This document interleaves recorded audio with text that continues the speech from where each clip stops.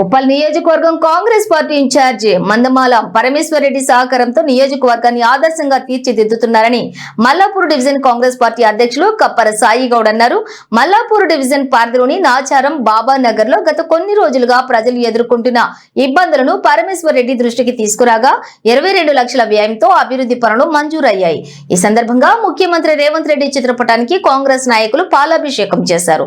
ఉప్పల్ నియోజకవర్గంలోని అన్ని డివిజన్లలో అభివృద్ధి పనులు వేగంగా జరుగుతున్నాయని సాయి గౌడ్ తెలిపారు. కాంగ్రెస్ ప్రభుత్వం చేపడుతున్న బస్తీ బాట కార్యక్రమంలో భాగంగా సమస్యలను తెలుసుకుని వెంటనే పరిష్కరిస్తున్నందుకు ప్రజలు సంతోషం వ్యక్తం చేస్తున్నారని ఆయన పేర్కొన్నారు. ఈ కార్యక్రమంలోని నాచారం డివిజన్ అధ్యక్షులు శ్రీకాంత్ గౌడ్, సీనియర్ నాయకులు అనిల్ కుమార్, కృష్ణారెడ్డి, దంతూరి రాజు గౌడ్, కాలనీ వాసులు పాల్గొన్నారు.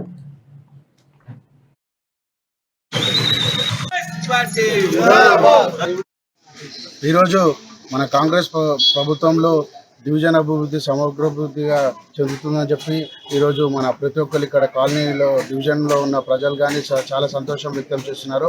ఈ సందర్భంగా ఈరోజు మన బాబానగర్, దుర్గానగర్, మన నాచారం మల్లాపూర్ బార్డర్లో ఉన్న మన దుర్గానగర్ బాబానగర్కి 22 లక్షలు శాంక్షన్ చేయించినందుకు మన మందపుల పరమేశ్వర గారికి ఇక్కడ ఉన్న ప్రజలు బ్రహ్మరథం పడుతున్నారు.